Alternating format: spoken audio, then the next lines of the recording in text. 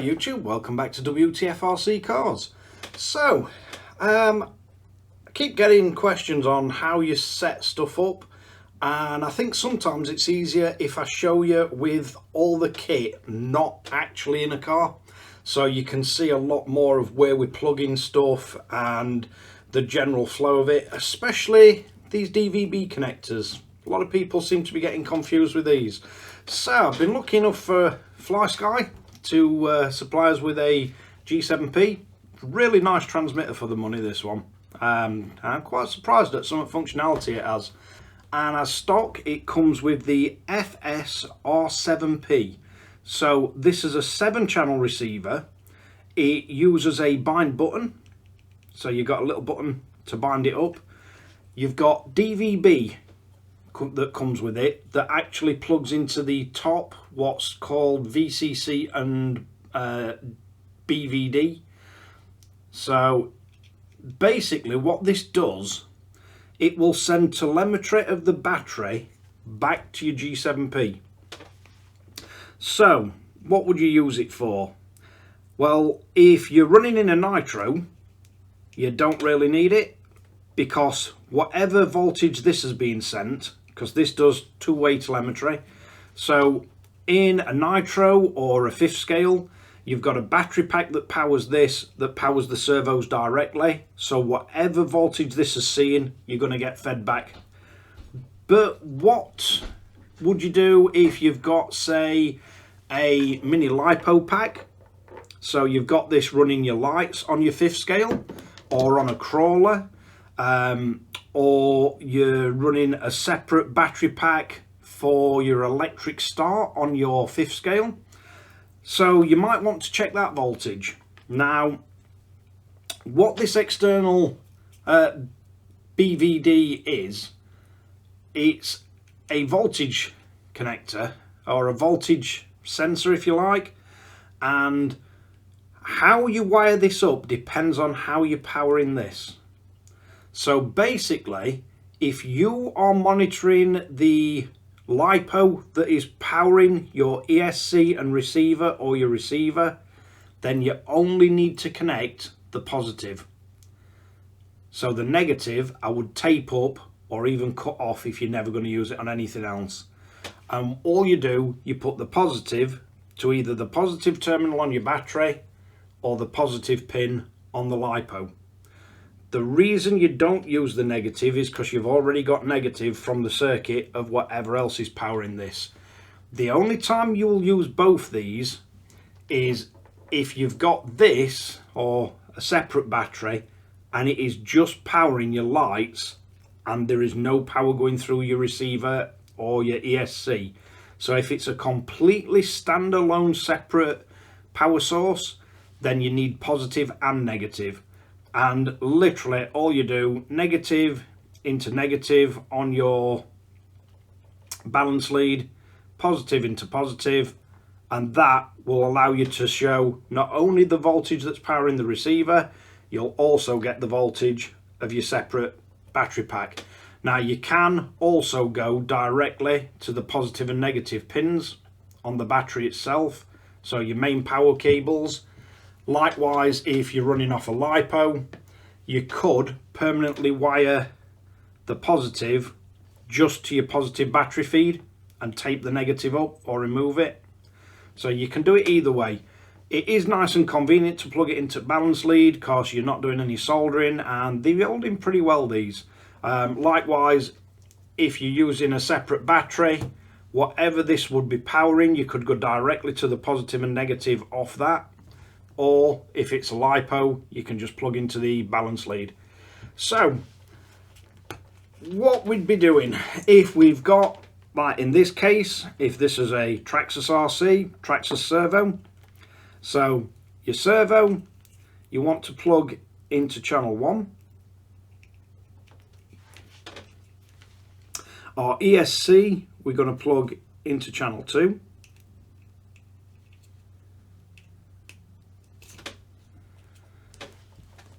Then we've got our voltage monitor, and that one we can go into the end socket. So the BVD or whatever it's called, DVB, BVD. So that is basically how we're going to wire it up. If you've got any other like little micro servos, you've got all the rest of the channels up to 7 that you can use. So once you've got that connected, what we're going to be seeing is the receiver voltage will show you the voltage of the BEC on your ESC. So likewise, if you had a nitro car and you're powering it off a separate pack, you're going to get whatever power is going to this. If you're running it from an ESC on a electric RC, we're then going to see the voltage of the BEC. So this is where your external monitor comes in. You might want to monitor your LiPo, which, especially if you're on a crawler, LiPos last hours, it's easy to forget yourself, and you're probably not using full throttle on a crawler anyway, easy to drain your battery down. And some ESC have got LVC that's better than others. So I'm not going into which ones are better, but I've seen some pretty bad ones where by the time LVC kicks in, your battery's down at 2.8 volt per cell, which is no good for anybody. So what you do at this point, remember, never use your negative if the power source is what's powering everything. So you'd plug the positive pin into the end positive on your LiPo. So once we've got all this set up, I'll bring you in closer now and you can see how we'd set our transmitter up and get it all bound up. So first thing we're going to want to do, we're going to want to turn on this controller. We're going to want to go into his memories.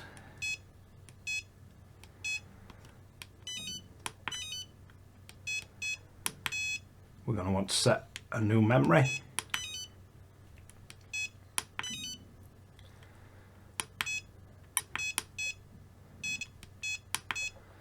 So we'll just set something easy to start with, just so we don't accidentally get using this for anything else.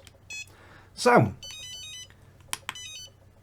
now we're going to want to go into our receiver settings.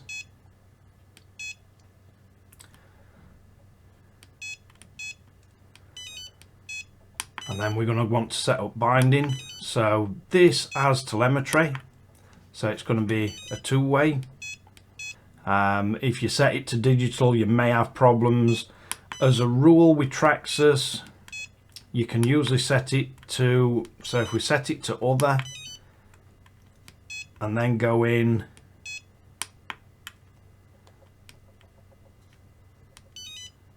see if it'll let us, yeah. So let's see what we can go up to.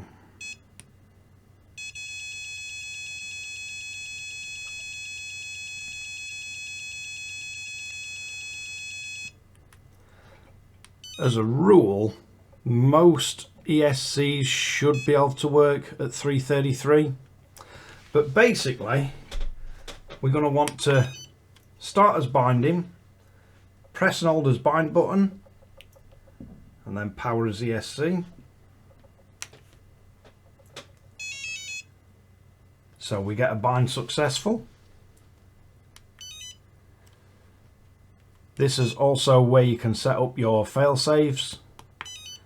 So if you go in, you got the option of not set, all off, or you can go and set the percentages of what you want each one.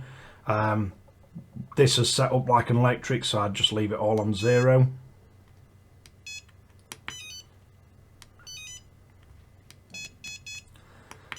So if we come down to our sensors, we've got our DVB, which is reading 11.4, that's reading as LiPo.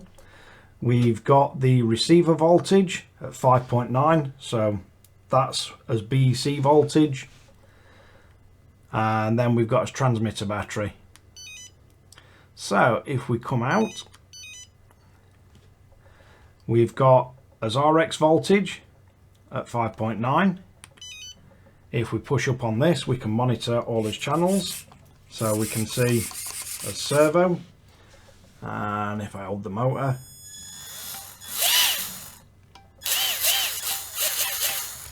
so we've got all his motor working.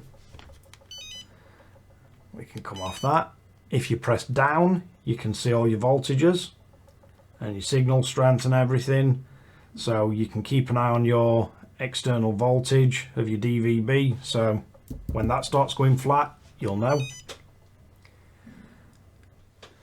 Right, so at the minute I wouldn't use the alarm on the BVD because basically the current settings, the highest you can set it is 9 volt, which is not really much use for any lipos or anything. Only really good for NIM stick packs or 2S. It does read the voltage and you can calibrate it in this menu, but you can't go above 9.9 volt for the high setting. So no matter what you set it to at the moment, if we set it as a low alarm, it's just going to keep alarming even though we've got the alarm value set at 9.9 volt, because the high voltage is above 9.9. So I wouldn't advise using that at the minute. You can set the receiver one exactly the same. So you can go in and you can set your low voltage warning. You can also set a high voltage warning. But on an electric, it's not really going to be much use to you, that. Only really much use on nitros or petrol engine cars, because you're basically running off your BC on an electric.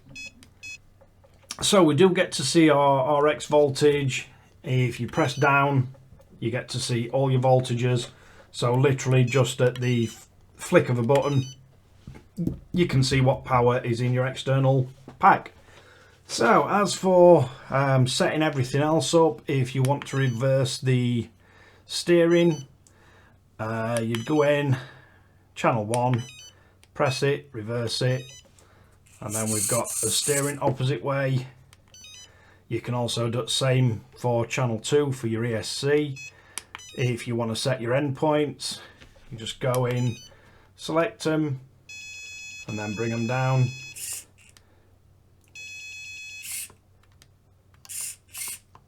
So you can turn one side off altogether, or you can set wherever you want your endpoint to be.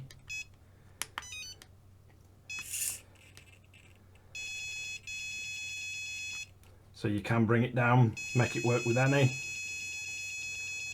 and it will go up to 120. Also be useful for the other channels if you've got your micro servos on a crawler or anything else.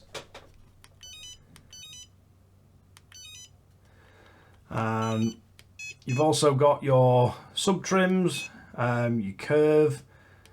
SVC will be for gyro use. But yeah, quite a nice setup, and I just thought it'd be interesting to show you outside of an RC, so you get a good idea of where you're actually meant to put these BVD connectors and everything. So let's wrap this one up. Right, hopefully you find that useful. You'll have to let me know if this is more use showing you outside an RC than inside an RC, if it makes it easier to follow. But thanks again for watching Wtf Rc Cars. If you like this kind of content, don't forget to like and subscribe, hit the notification bell, share to friends and family, and I'll catch you guys again in the next one.